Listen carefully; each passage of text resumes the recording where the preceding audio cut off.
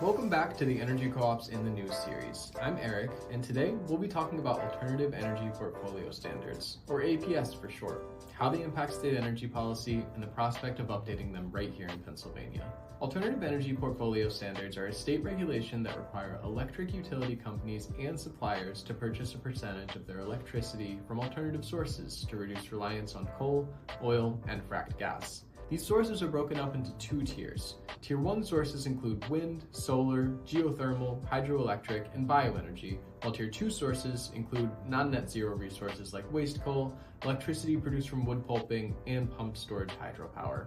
Currently, 30 states have their own voluntary clean or renewable portfolio standards, with many even having implemented their own renewable electricity generation projects, putting profits right back into that state. Pennsylvania's current AEPS standards were established by the Alternative Energy Portfolio Standard Act of 2004 and require the state to generate 18% of its energy from alternative energy sources. Now, of the 18% of Pennsylvania's energy that is generated using alternative sources, 8% must come from those Tier 1 sources, while 10% may come from Tier 2 sources. And according to the Pennsylvania Public Utility Commission's 2021-2022 AEPS compliance report, Pennsylvania slightly exceeded its goals of generating 18% of its energy using alternative sources.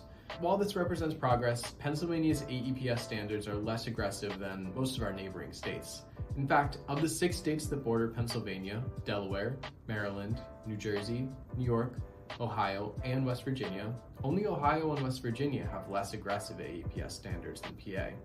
And according to the Electricity Markets and Policy Lab, Maryland, New Jersey, and New York are all well on pace to generate at least half of their energy using renewable sources by 2030, with a long-term vision to build on those goals. While Pennsylvania has made more progress towards decarbonizing its energy generation than the 20 states that have yet to adopt any AEPS standards, it has certainly fallen behind its mid-Atlantic peers. Though the winds of change are blowing with Senator Steve Sanaciero's Senate Bill 230 on the table, calling for an update to the Commonwealth's AEPS. Legislation proposes a significant jump and would push our Tier 1 requirement from 8% to 30% by 2030, with a substantial portion earmarked for solar energy alone.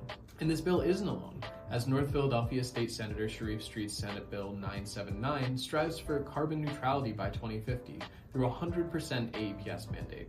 Governor Josh Shapiro is aligned with these goals as well, vowing to sign legislation to generate 30% of our energy from renewables by 2030, with a net zero emissions target by 2050.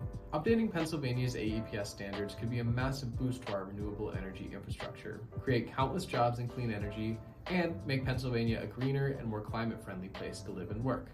Now, whatever your position on alternative energy portfolio standards, be sure to keep yourself informed on these pieces of legislation, as AEPS are perhaps the most consequential state regulation when it comes to growing clean energy in Pennsylvania.